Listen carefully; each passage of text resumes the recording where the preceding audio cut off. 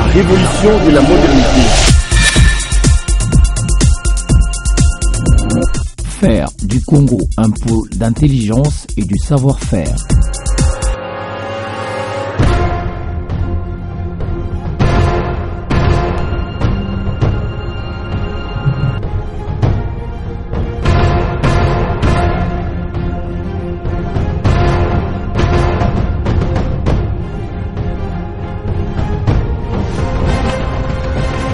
Chers téléspectateurs, bonsoir et bienvenue sur Congo d'Excellence. Bienvenue sur Congo d'Excellence, l'émission qui a la volonté de vous rendre meilleur. Vous rendre meilleur pour vous donner une vie meilleure. On vous le répète à chaque émission, Congo d'Excellence veut vous armer des valeurs, attention des bonnes valeurs qui feront de vous demain les artisans de nouvelles performances nationales et de l'émergence de la République démocratique du Congo aux horizons de 2030. Et bien évidemment, ces valeurs sont au centre des clés et des secrets que nous allons vous faire découvrir comme toujours à travers le parcours de nos différents invités. Nous sommes donc là avec vous pour un nouveau partage d'expérience qui pourra encore plus vous enrichir et encore mieux vous éclairer sur la manière dont vous pourrez émerger et avec vous toute la nation. Et sachez que vous êtes et resterez les principaux acteurs de cette émergence.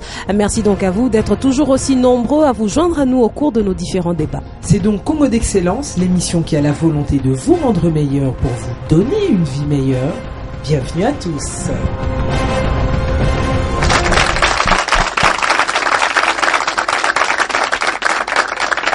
Chers téléspectateurs, bonsoir, soyez les bienvenus sur le plateau de Congo d'Excellence et comme vous le constatez, nous sommes heureux de nous retrouver à nouveau à Lubumbashi, la capitale du Katanga et la deuxième ville de la République démocratique du Congo. Et bien sûr, Lubumbashi qui est une ville très chaleureuse et familiale. Elle offre aux visiteurs de nombreuses opportunités de se divertir, mais surtout de découvrir ses vestiges et sa culture qui sont tellement particulières. Tout à fait, et on peut en plus profiter d'une ambiance tout à fait moderne et variée grâce à ses nombreux restaurants, ses hôtels, ses bars. Et surtout, n'oublions pas sa superbe plage urbaine. C'est aussi une ville de culture. On peut y visiter son musée national, qui était anciennement le musée Léopold II, bâti en 1946 et qui contient des vestiges archéologiques de la région, ainsi qu'une riche collection ethnographique, mais aussi entomologique, Nathalie. Tout à fait. Et parlant d'animaux, Christelle, on peut aussi visiter son superbe jardin zoologique où on y voit des animaux qu'on ne voit nulle part ailleurs en République démocratique du Congo. Juste pour enchérir en ce qui concerne la richesse du zoo de Lubumbashi, justement, on peut y retrouver le tigre, qui est donc une espèce qu'on ne peut retrouver ici qu'à Lubumbashi. Et bien sûr, on va également faire un clin d'œil à l'architecture de cette ville, qui compte de nombreux bâtiments historiques qu'il faut absolument visiter lorsqu'on est de passage ici. Tout à fait, Christelle. Il y a par exemple la cathédrale Saint-Pierre et Paul, qui est absolument magnifique, la basilique de Lubumbashi. Il y a aussi la synagogue, il y a la mosquée, il y a même la cathédrale orthodoxe et l'église néo-apostolique de la commune de la Rouachi.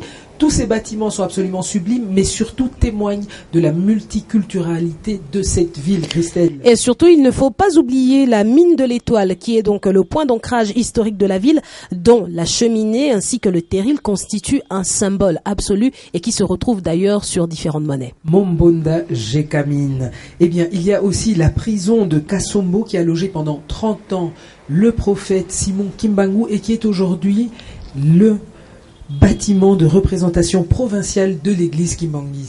Alors on va terminer cette carte postale justement de la ville de Lubumbashi avec le centre-ville, avec la référence de la place de la Poste qui est donc un immense témoignage de l'héritage architectural de l'époque coloniale. Mais bien sûr, Lubumbashi est aussi une ville de sport et on ne peut pas parler sport sans parler football. Et peut-on parler football sans parler du tout-puissant Mazembe, équipe qui fait non seulement la fierté des Katangais, mais des Congolais de toute la République. Alors l'équipe Congo d'Excellence est ainsi très heureuse d'être parmi vous ici pour ce nouveau numéro. Et donc bonjour à tous nos intervenants qui cette fois-ci seront 100% louchois et bien sûr ce magnifique public, Nathalie, qui aussi a répondu à notre invitation avec chaleur. Et qui va donc s'applaudir. Bienvenue à tous. Et merci d'être là avec nous si tard. Eh bien, il est temps de découvrir notre invité pour qui nous avons fait un déplacement explicite à Lubumbashi. Suivez ce sujet.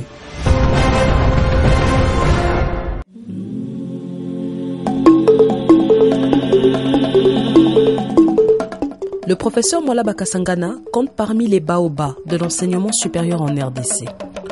Basé essentiellement à Lubumbashi où il a réalisé la majeure partie de sa carrière, le professeur enseigne depuis 1975 à l'université de Lubumbashi, haut lieu scientifique de la province minière du Katanga, dont les étudiants sont gentiment appelés Kassapar. À première vue, on serait tenté de voir en son parcours un long fleuve tranquille, mais ce serait passer à côté d'un formidable parcours qui impose le respect. Tout commence en 1940, à Merode, aujourd'hui Chilungu dans le territoire de Chilenge, au Kasaï oriental. C'est là que voit le jour Jacques Mwala Bakasangana, dernier d'une famille de 4 enfants. Son père fut agent des missions, travaillant avec les pères belges. Sa mère une ménagère. À 10 ans, il vient rejoindre son frère aîné, venu s'installer quelques années auparavant à Lubumbashi, alors Elisabethville. C'est là qu'il va entamer son cursus scolaire, notamment au collège Saint-Boniface, devenu aujourd'hui le collège Kitoumene. Élève studieux, Jacques Mwala Bakasangana était de la première promotion inaugurant les humanités scientifiques B avec les langues modernes, notamment l'anglais. Parallèlement à ses études, le jeune Jacques Mwala intègre le mouvement scout, au sein duquel il évolue jusqu'à ce jour, totalisant un peu plus de 60 ans d'activité. Son diplôme en poche, il va embrasser les études universitaires à l'université de Lubumbashi. Nous sommes en 1962. Naturellement, il prend son inscription en mathématiques, ambitionnant déjà une carrière dans l'enseignement. Pourtant, le succès ne sera pas au rendez-vous. Changeant son fusil d'épaule, il va cette fois s'orienter vers l'économie, et ce sera la bonne. En licence, il va embrasser l'économie monétaire, encadré par son professeur et mentor, le français Henri Ambostel. Retenu assistant à la fin de son 2e cycle, c'est grâce à son concours qu'il va se rendre en France pour ses études post-universitaires ainsi que la préparation de sa thèse. Il subira une pression constante de la part de son mentor dont le départ en retraite était conditionné par son retour au pays. Il finira par revenir en 1975 et entame sa carrière universitaire au sein de l'UNILO. 39 années et 36 promotions plus tard, le parcours de Jacques Mwala est l'un des plus éloquents. Assistant premier puis 2e mandat, chef de travaux, professeur associé, professeur ordinaire et depuis peu, professeur émérite. Administrativement, il a exercé les fonctions de chef de département de relations internationales. Il a également été doyen de la faculté de droit et des sciences économiques dont il va réussir la scission d'avec la faculté de droit pour en constituer un corps facultaire à part. Entre 1997 et 2001, il a occupé le poste d'administrateur du budget de l'université de Lubumbashi, un poste pour lequel il aura été plébiscité, entre autres par la junte estudiantine. Au lendemain de l'entrée de l'AFDL, un nouveau comité de gestion sera installé après enquête autour du profil de chaque candidat. Sa réputation et sa probité morale trancheront en faveur de sa nomination. Depuis juillet 2014, le professeur Mwala a accédé à l'éméritat, suprême reconnaissance d'une nation qui l'aura servi pendant près de 4 décennies. De ses rangs sont sortis d'éminents économistes, chefs d'entreprise, administrateurs délégués généraux, mais aussi ministres, comme l'actuel Premier ministre Matata Ponyo Mapon. Le rigoureux accomplissement du devoir aura valu au professeur Mwala une réputation qui traverse les facultés de l'UNILU, celle d'un homme incorruptible au service d'une nation en laquelle il croit. Jacques Mwala Bakasangana est ce soir l'invité de Congo d'Excellence.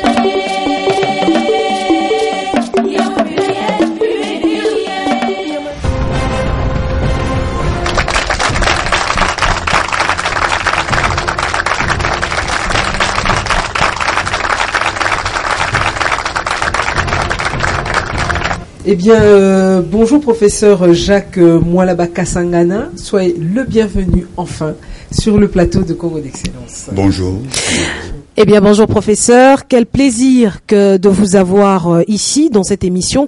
Nous sommes d'ailleurs impatients de pouvoir échanger avec vous sur votre parcours et surtout pour que vous puissiez nous parler de votre longue et riche expérience en tant que formateur de la jeunesse. Effectivement, nous allons avoir droit, mes chers téléspectateurs, à une leçon magistrale d'un des professeurs les plus expérimentés et les plus respectés de la République. Alors, vous êtes avant tout un homme de science, de justesse et d'évaluation. Et comment évaluez-vous justement le portrait que nous avons fait de vous tout à l'heure?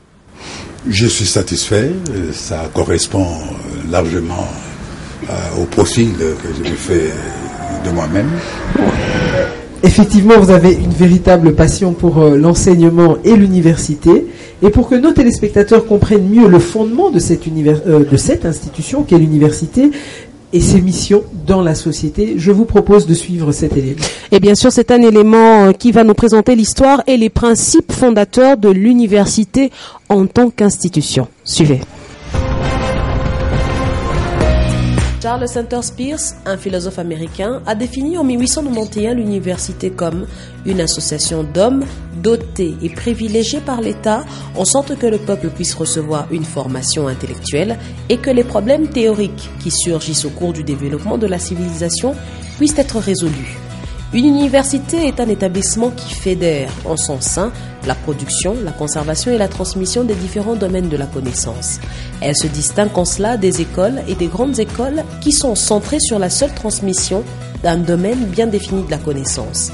La production se fait via la recherche, la conservation est assurée dans des publications et des bibliothèques, et enfin, la transmission se matérialise avec l'organisation des études supérieures. Si des grandes écoles d'enseignement comme l'Académie de Platon existaient déjà plus de 2000 ans auparavant, les premières universités en tant que telles apparaissent en Europe. Tout d'abord à Bologne en 1088, ensuite à Paris en 1150 et surtout à Oxford en 1166.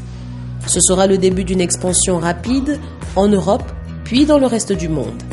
Si dans un pays comme le Congo, encore loin de la frontière technologique actuellement, le niveau des USA, la priorité reste l'enseignement primaire et secondaire, néanmoins aujourd'hui, les universités et les autres établissements d'enseignement supérieur sont l'un des vecteurs principaux de la croissance économique.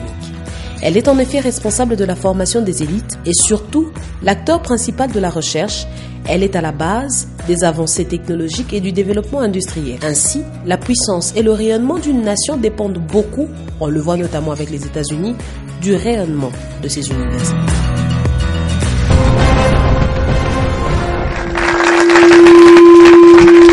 Alors on le voit, professeur, vous êtes un homme de science et tout comme tout homme de science qui se respecte, vous avez des valeurs qui, n'ayant pas peur des mots, sont philosophiques.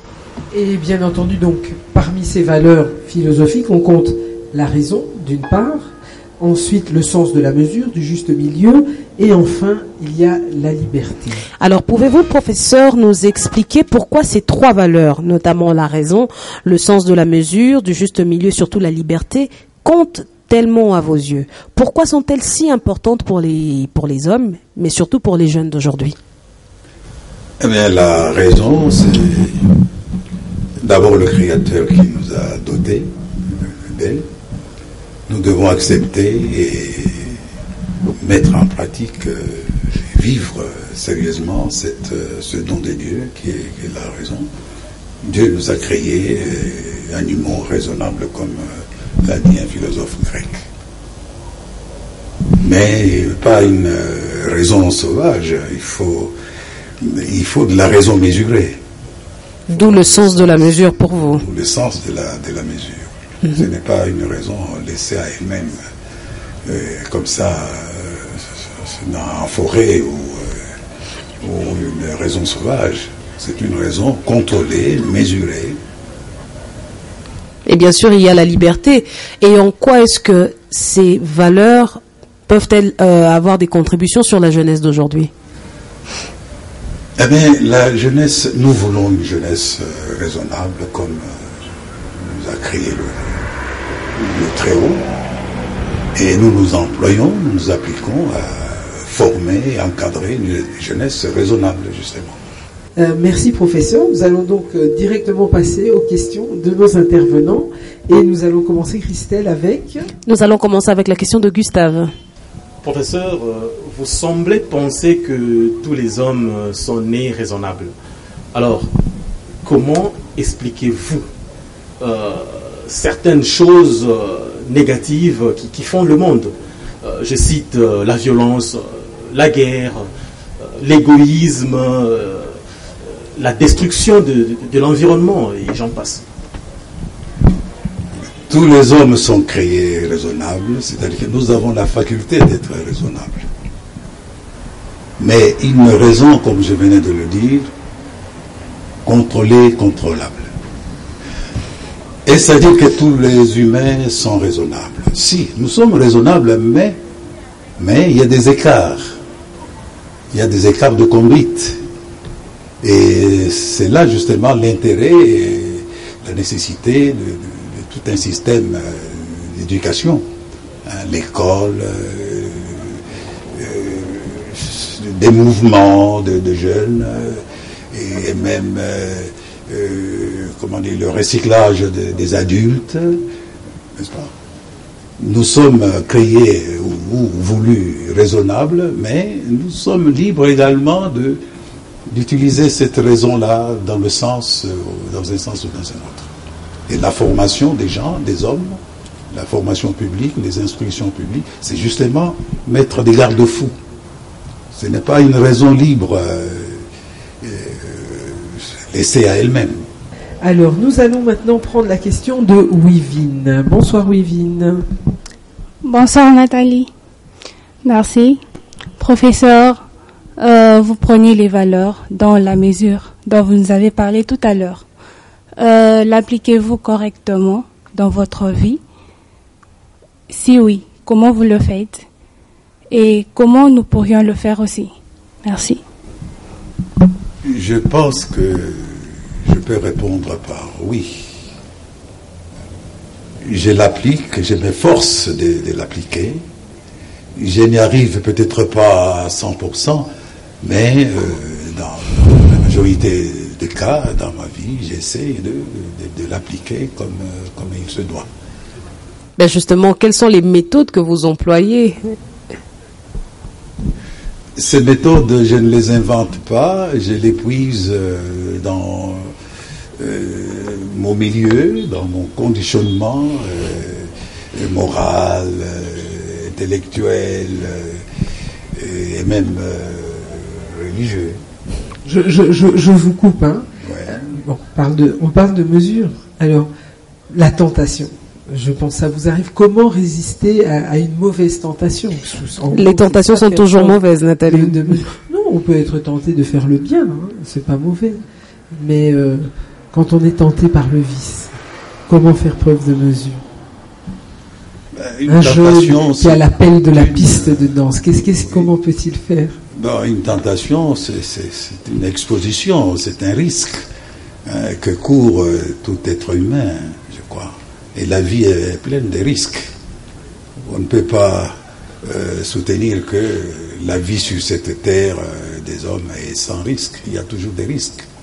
Mais justement, l'éducation, la formation, et la force morale est là pour justement nous rappeler à l'ordre. L'éducation, l'école est très très importante. Alors je pense que nous allons prendre la troisième question, celle de Derrick. Merci beaucoup pour la parole.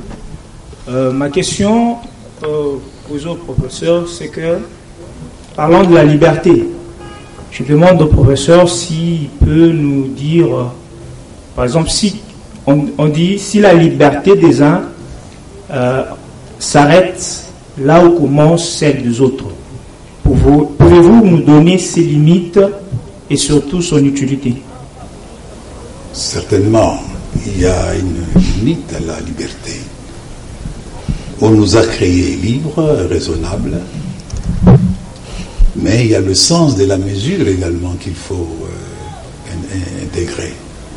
On est libre, on n'est pas libre de faire le mal, de tuer, de voler, de violer, d'injurier. Ce n'est pas cette liberté-là. Mais parce que nous sommes raisonnables, libres mais raisonnables, je crois que nous allons nous interdire du mal. Voilà, quelle est maintenant l'utilité de la liberté? L'utilité de la liberté, c'est de faire tout, c'est vrai, mais tout ce qui est positif, conforme d'abord à nos aspirations, mais aussi aux aspirations des autres, de tous ceux que nous rencontrons dans notre vie. Tous les partenaires, tous ceux qui nous côtoient, voilà. Alors, nous venons ainsi de finir une belle série de questions, une première entrée de jeu. Nous allons à présent découvrir dans cet élément un mouvement qui non seulement vous a été très cher, vous l'est encore très cher, mais surtout qui a beaucoup contribué à faire de vous l'homme que vous êtes aujourd'hui. Tout à fait, Christelle. Ce mouvement, donc, on l'a déjà un peu abordé, c'est le scoutisme. Professeur, vous avez, on l'a dit dans votre portrait, plus de 60 ans de pratique du scoutisme. C'est plus que dans l'enseignement. Je propose donc que l'on découvre, ou que l'on redécouvre pour certains, ce mouvement dans ce reportage. Parmi les mouvements qui viennent en appui à la formation de la jeunesse, le scoutisme occupe une place de choix dans la culture des valeurs et ont comme point d'orgue le service à la communauté. Fondé en 1907 par le Britannique Baden-Powell, le mouvement scout compte aujourd'hui plus de 38 millions de membres répartis dans 217 pays et territoires à travers la planète. Le scoutisme est un mouvement de jeunesse reposant sur l'apprentissage de valeurs fortes telles que la solidarité, l'entraide ou encore le respect. Son but est d'aider le jeune individu à former son caractère et à construire sa personnalité tout en contribuant à son développement physique, mental et spirituel afin qu'il puisse être un citoyen actif dans la société. Pour atteindre cet objectif, le scoutisme s'appuie sur des activités pratiques dans la nature, mais aussi des activités en intérieur, destinées plutôt à un apprentissage intellectuel. Le scoutisme s'appuie sur une loi et une promesse et a souvent une dimension religieuse ou spirituelle. Au Congo, où il existe plusieurs associations scouts, le scoutisme est arrivé en 1927 et a pris de l'ampleur jusqu'en 1965.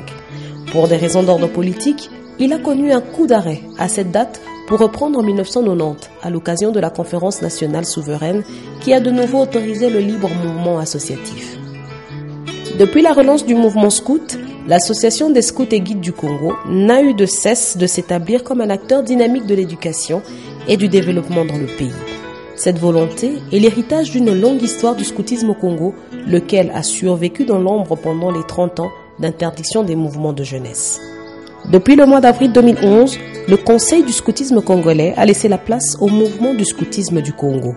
Lors de l'Assemblée générale constitutive tenue à Brazzaville du 1er au 2 juillet, 9 associations scouts se sont mis ensemble pour former le mouvement du scoutisme congolais. Un pas important a été franchi par ces associations qui sont devenues des sensibilités. C'est au Katanga, où le scoutisme est implanté depuis plus de 60 ans, que le professeur Mwalaba a découvert et œuvré au bénéfice de cette sensibilité. Une symbiose qui a su construire en lui un caractère remarquable par sa constance et son strict respect des principes établis.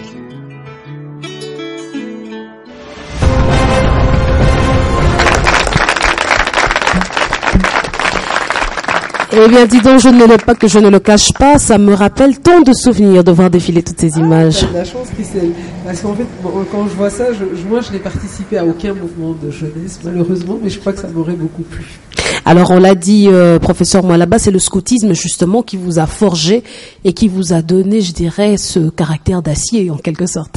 On retrouve ainsi, en fait, au cœur de votre personnalité, d'abord l'amour du travail bien fait, ensuite le sens du devoir, et puis la discipline et l'ordre des valeurs. Christelle, on ne peut plus scout. Alors, professeur, ne pensez-vous pas que le scoutisme pourrait jouer un rôle très important dans l'encadrement de notre jeunesse, de plus en plus désorientée et désœuvrée? Certainement. Madame qui était ici tout à l'heure, qui a posé la question, malheureusement elle est partie plus tôt, elle parlait de méthodes. Quelles sont les méthodes que j'applique justement pour la formation des jeunes? Je lui ai répondu que pour moi le scoutisme c'est l'une de ces méthodes d'encadrement des jeunes. Très tôt j'ai été incorporé dans ce mouvement, j'ai adhéré à tous les principes du scoutisme et ça m'a façonné.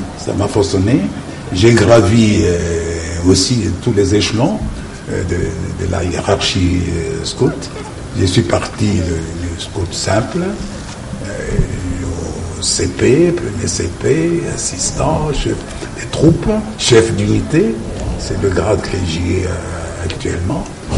Voilà, je suis très imprégné par l'esprit scout. Et c'est une méthode, c'est un moyen d'encadrement des jeunes. Parce que la madame qui était ici a parlé, m'a posé la question de savoir comment je fais, quelle est la méthode que j'applique pour qu'elle aussi puisse puis c'est peut-être... Alors, mais alors les grands enfants qui sont ici, est-ce que c'est pas trop tard pour eux? Ils peuvent encore rejoindre le mouvement scout ou ça on commence jeune, hein, c'est un peu trop tard. Il n'est jamais trop tard pour bien faire. Tard. C'est une bonne chose. Il n'est jamais trop tard pour bien faire, mais moi j'ai commencé très jeune. Ok, bon. Bon entendeur, salut celui qui veut se lancer. Nous allons en tout cas dès à présent entendre les questions de nos intervenants et nous allons commencer avec Patty. Merci Nathalie. Convaincu que les bonnes manières s'acquièrent dès les bas âges, je partage pleinement vos valeurs et je me bats chaque jour pour au mieux les incarner moi-même. Les incarner en fait moi-même comme je disais. Professeur, pourriez-vous rappeler aux jeunes les genres d'handicap qu'ils risqueraient d'avoir s'ils ne fournissaient pas ce même effort, du moins face aux défis de la vie? Les handicaps qui menacent nos jeunes d'aujourd'hui viennent de la société globale, quand même, de l'organisation sociale qui nous environne. Les jeunes, parce que jeunes, ils sont excusables, voyez-vous. Mais la société, les anciens, les vieux, les parents, elles ne sont pas excusables. Les parents doivent se poser en modèle. Les aînés doivent se poser en modèle. Et les jeunes devront imiter. Qu'est-ce qui se passe de nos jours? C'est la destruction justement de certaines valeurs encadreuses. Le jeune d'aujourd'hui, moi, je peux dire qu'il est comme abandonné quelque peu à lui-même, sans tuteur. Et y a-t-il des solutions pour remédier à cette situation par rapport à ce vide, à ce précipice dans lequel les jeunes sont abandonnés? Certainement, il y a toujours des solutions. Il y a toujours des solutions. La première des solutions, c'est que les anciens, les aînés, se mettent en cause d'abord. Ils acceptent leur démission vis-à-vis des devoirs, vis-à-vis de la jeunesse. Il faut se remettre en cause. Alors nous prenons la question de Carole. Merci. Parlant de la jeunesse aujourd'hui, professeur, je voudrais poser la question de savoir comment expliquez-vous que l'amour du travail bien fait, le sens du devoir, la discipline ainsi que l'ordre ne font plus partie de la jeunesse actuellement. Pensez-vous que c'est la famille qui ne joue pas assez bien son rôle ou est-ce l'école peut-être? Oui, j'ai dit que dans ce genre de problème, il faut peut-être regarder du côté de la société tout entière et animée par les aînés, les parents, ceux qui nous ont précédés et ceux qui nous encadrent. Il faut voir de ce côté-là.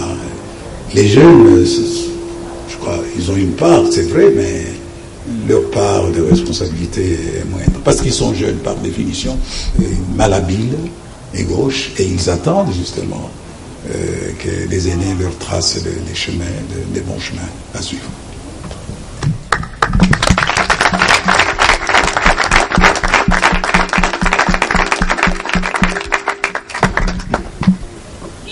Attention, je n'ai pas dit que la jeunesse n'y est absolument pour rien. Hein. Elle a aussi une petite part de responsabilité. Il y a des jeunes qui ne veulent pas entendre parler des valeurs. Il y en a. Bien qu'ils sont jeunes, excusables, c'est vrai, mais ne veulent pas, rejettent, refusent carrément. Ça, il y en a également. Nous allons à présent prendre la question de Yves Kalala. Merci beaucoup. Professeur, parlons de jeunes. J'ai eu la chance de vous connaître un peu assez longtemps, depuis le premier graduat jusqu'en deuxième licence. Alors, j'aimerais savoir quelque chose que je constatais en vous. Qu'est-ce qui fait que... Oui, étudiant bien sûr, parce que je ne le suis plus. Qu'est-ce qui fait que vous soyez aussi ponctuel dans tout ce que vous faites. Et d'une autre part, vous avez une manière d'être un peu rigoureux dans tout ce que vous faites. Alors, d'où vient ça? Un peu ou beaucoup? Oui, bon, beaucoup rigoureux. Qu'est-ce qui explique cette rigueur-là? Et qu'est-ce qui fait que vous soyez un peu différent des autres par rapport à la ponctualité? Je suis un être humain et je suis fier d'être créé humain. J'aurais pu être créé un arbre ou un serpent, mais je suis créé.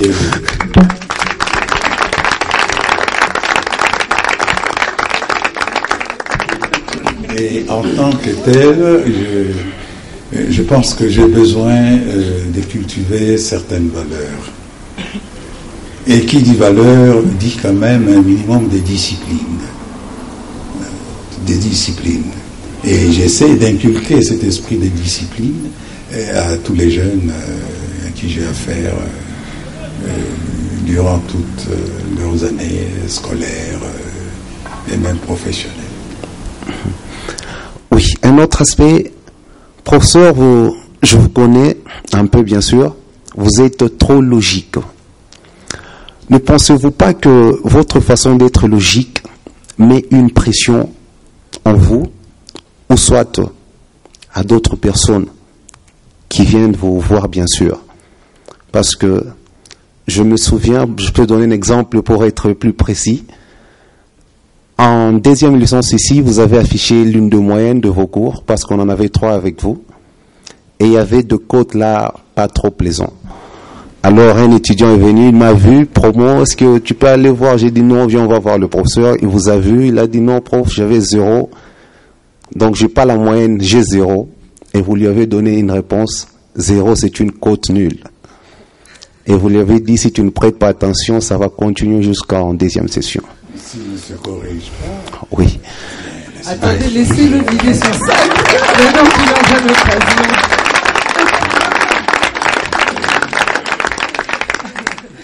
Il n'a pas souvent l'occasion. Oui. Alors, l'étudiant ne savait pas continuer parce qu'il ne parvenait pas à vous convaincre. Et vous lui avez dit, comment seulement vous qui avez eu 0? Pourquoi pas les autres, seulement vous? Qu'est-ce qui explique que les autres n'ont pas eu 0, seulement vous?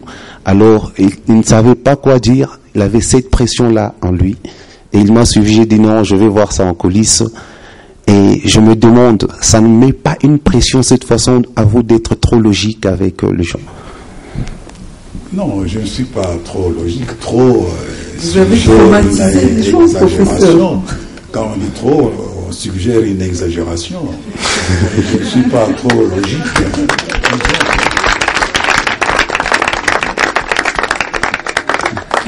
Moi, je crois que la logique, c'est un attribut de la raison également. Quand on est raisonnable, on est logique par voie de conséquence. Oui. Vous avez compris, hein? Quand on est raisonnable, on est logique par voie de conséquence. C'est très juste, les mots sont bien pesés. Oui, professeur. Dans le même sens, l'un des étudiants encore, ça je prends toujours dans votre aspect parce que vous êtes professeur, on doit prendre aussi des exemples de vous afin de pouvoir aider la jeunesse. Un étudiant est venu vous voir parce qu'il n'avait pas aussi de cote. Ce que vous avez fait avec cet étudiant, c'est le drainer en ville, chercher dans quel magasin on vendait de points pour acheter le lui donner. Alors je me dis, cette façon de faire là, monsieur le professeur, on ne voyait pas que vous êtes un peu trop dur. Mais je voulais comprendre l'étudiant.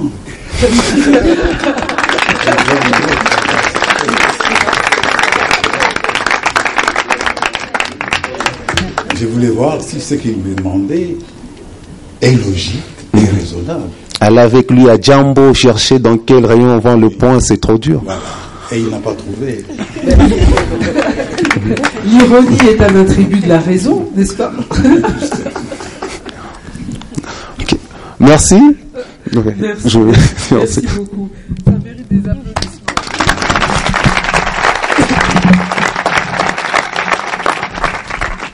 Merci. Alors voilà, eh bien écoutez, sur ce, je pense que on a un peu ouvert le débat. Nous, l'enseignement et l'éducation sont fondamentaux au développement et à l'épanouissement d'une nation, on l'a dit, et pourtant on vient de le mettre encore plus en évidence, ils sont malheureusement, on peut dire presque complètement en crise en RDC. Christelle, qu'avons-nous préparé sur ce sujet? Alors, sur ce reportage, nous avons abordé cette question et je vais donc vous inviter à le suivre, professeur.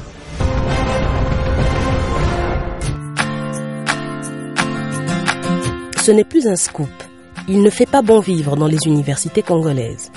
Gangréné par la crise multiforme qui avait secoué le pays ces 2 dernières décennies, avec notamment la régression de l'économie, le milieu universitaire a malheureusement aussi fait les frais de cette période difficile.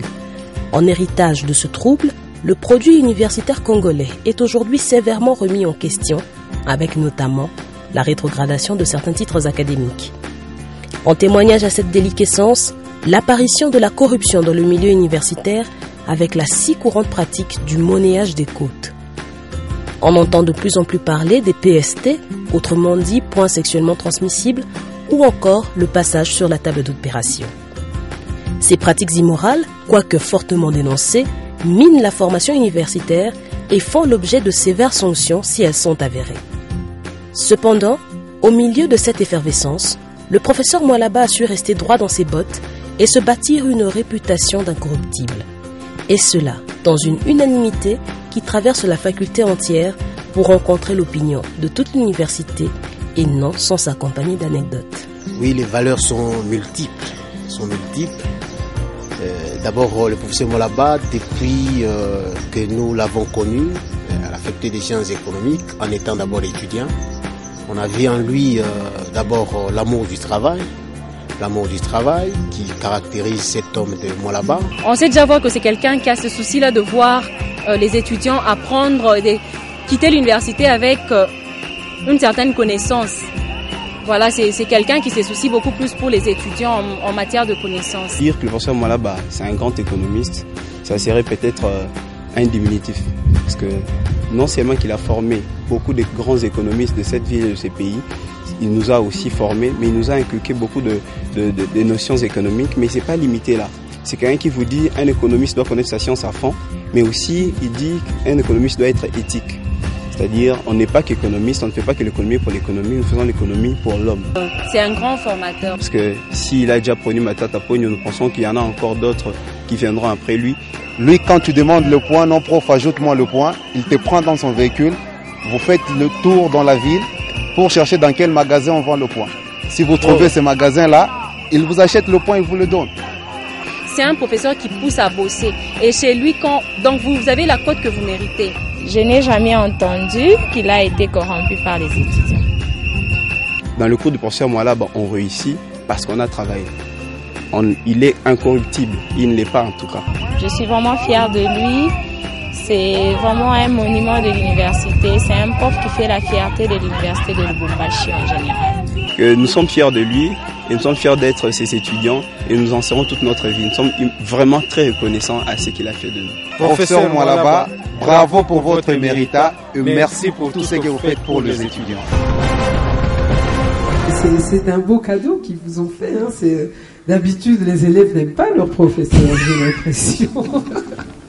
Donc vous voyez que ça payait quand même. Hein. La logique, ça paye. Je suis très fier d'entendre de tels propos de la part de mes disciples. Moi, le méchant, je suis félicité. C'est une belle. La Christelle à la larme.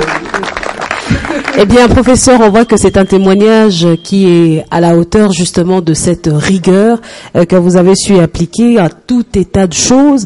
Un étudiant qui vient tout simplement pour vous demander de lui rajouter des points moyennant de l'argent, eh bien, trouvons justement ce magasin où il est possible de s'en procurer.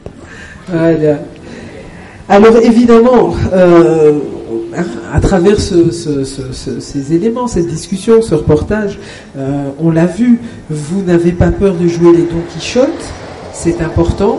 Si tout le monde renonce, il ne se passera rien.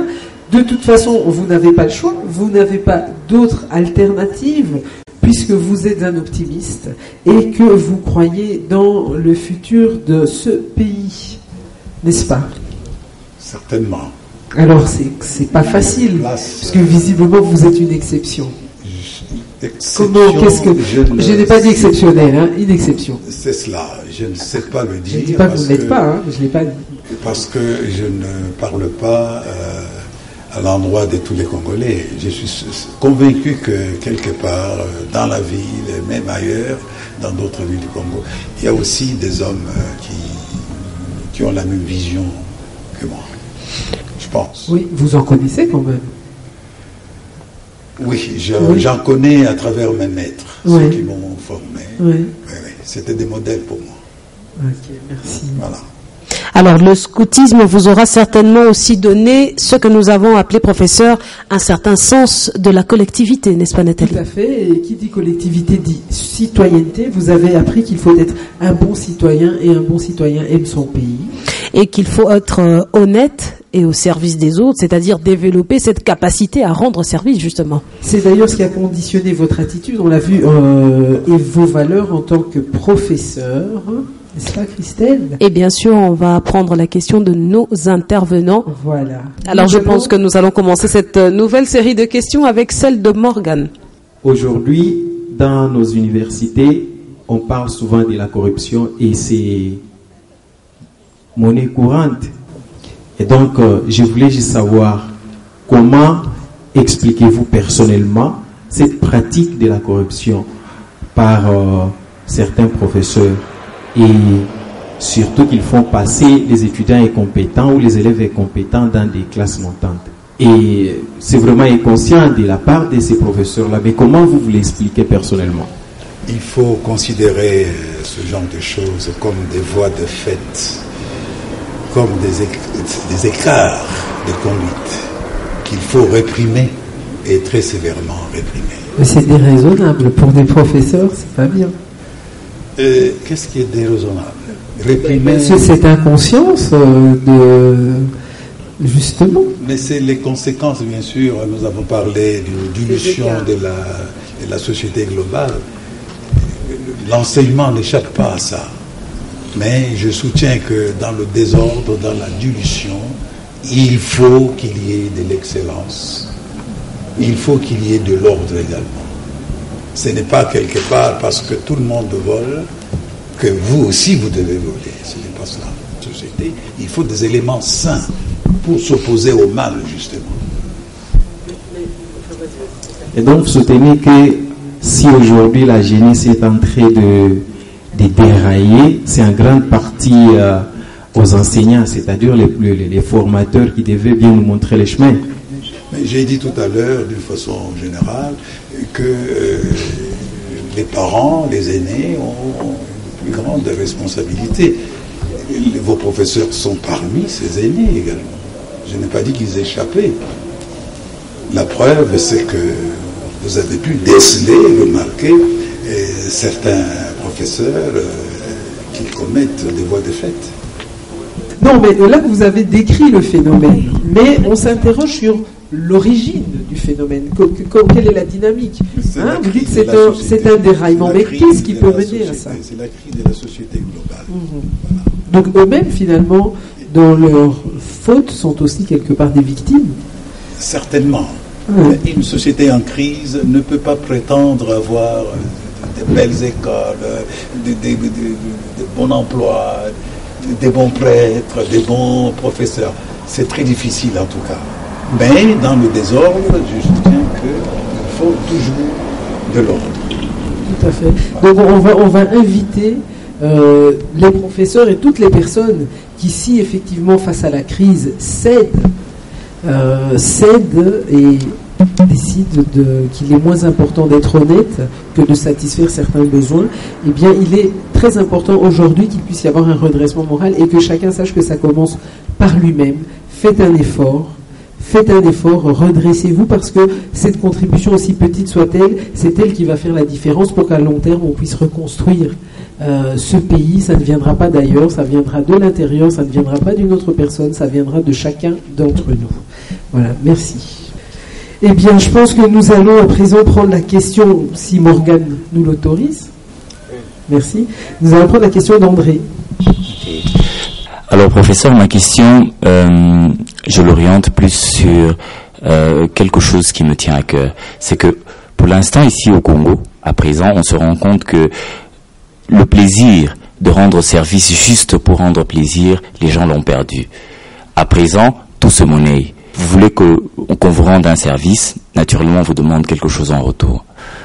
Et ça donnait naissance, pas naissance, je dirais même, ça a ouvert la porte à des termes communément appelés comme commission, per diem. Que pensez-vous de ça? D'où vient ce phénomène? Et comment pourrons-nous faire pour mettre un terme à cela? Ce phénomène, c'est une conséquence logique de la dilution sociétale dont je parlais tout à l'heure. Mais il faut savoir résister, il faut savoir lutter pour corriger et enrayer totalement ce fléau, au lieu de se laisser aller et se laisser abattre par le mal. Il faut savoir résister au mal. À moins qu'on me dise qu'au Congo, sur 65 millions d'habitants, il n'y a pas un seul citoyen capable de distinguer le bien et le mal. Je n'y crois pas. Il faut savoir lutter, il faut s'améliorer. La philosophie nous parle de transcendance. Il faut savoir se dépasser pour marcher vers le meilleur. Si tout le monde laisse tomber les bras, alors c'est toute la société qui meurt. Mais vous ne voulez pas mourir. En tout cas, En tout cas, pas maintenant. Alors, je pense que nous allons prendre cette fois la question de Costa. Merci beaucoup. Merci, professeur. C'est un honneur pour moi de... professeur, on va dire, à votre avis, pourquoi aujourd'hui on a tendance à ne vouloir que satisfaire ses propres intérêts? On ne pense pas aux autres. Et aujourd'hui, finalement, on dit du Congolais un peuple qui, lui, ne sait plus collaborer avec son prochain, son compatriote. Donc c'est quelqu'un qui veut évoluer seul sans tenir compte de l'autre. À votre avis, pourquoi ce constat? Et qu'est-ce qu'on peut faire pour justement changer cette façon de percevoir, cette façon de voir les choses aujourd'hui? Oui, une fois de plus, c'est la conséquence de l'état de délabrement dans lequel notre société est tombée depuis l'indépendance, je peux dire. Il y a beaucoup de relâchement. Qu'est-ce qu'il faut faire? C'est encore une fois ce que j'évoquais tout à l'heure, la culture de soi. Il faut se cultiver, il faut se maintenir pour résister justement au mal. Absolument. Il faut s'améliorer. Et ça, ce n'est pas un travail facile, c'est dur, mais il faut se plier. Il faut se former, il faut se cultiver.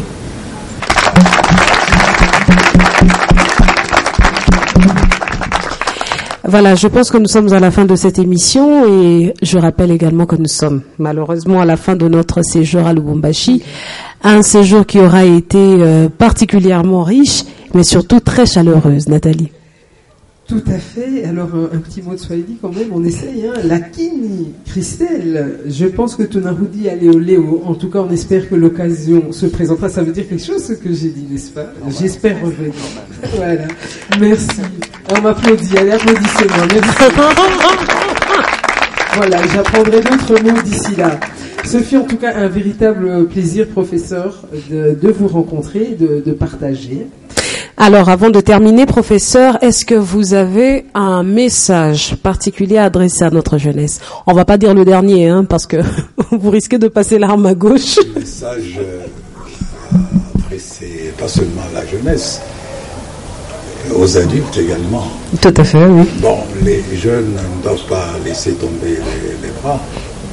Les jeunes doivent croire en l'avenir de leur pays, doivent cultiver et développer l'amour du pays.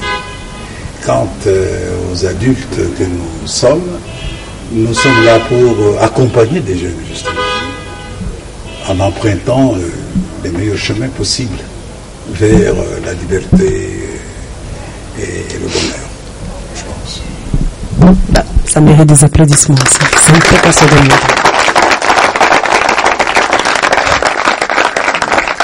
Alors, avant de clôturer complètement cette émission, Nathalie, il avait été prévu de remettre un présent au professeur. Je vais ainsi demander à Monsieur Lokota Ilondo de venir nous rejoindre sur ce plateau. Il est donc l'assistant technique à la primature. Il avait prévu un petit présent. Voilà, une petite surprise. Voilà. Bienvenue, bienvenue.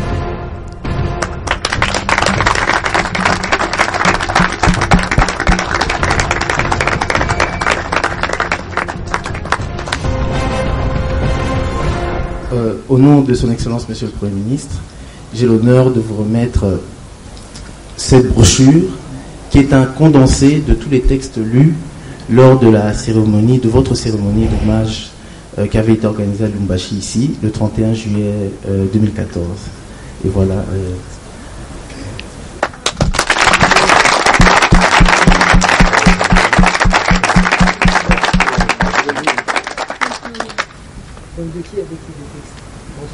Alors, ce condensé comprend les textes de son Excellence Monsieur le Premier ministre, votre propre allocution, celle du recteur, il y avait les 3 témoignages qui avaient été lus, celle de l'appariteur, de l'étudiante et aussi d'un professeur.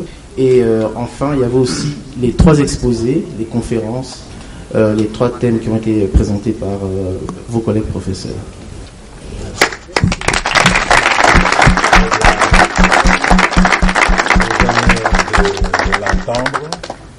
Le jour de mon éméritat, c'était le 31 juillet. Il y a eu beaucoup d'exposés, beaucoup de témoignages et beaucoup peut-être des scènes filmées. Et je n'imaginais pas qu'on en a fait un album. Ça, c'est un album. Et ça vient du Premier ministre. Et c'est même préfacé, je pense, par le président de la République.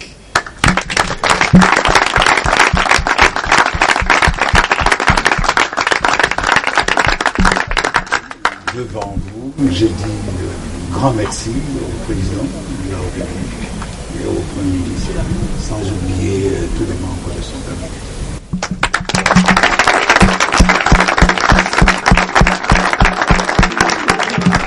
Voilà. Merci à vous, professeur Mwalaba. Ce fut un plaisir que de vous compter parmi nos invités. Nous adressons également nos sincères remerciements à nos intervenants, surtout pour leur disponibilité, leur gracieuse contribution à cette émission.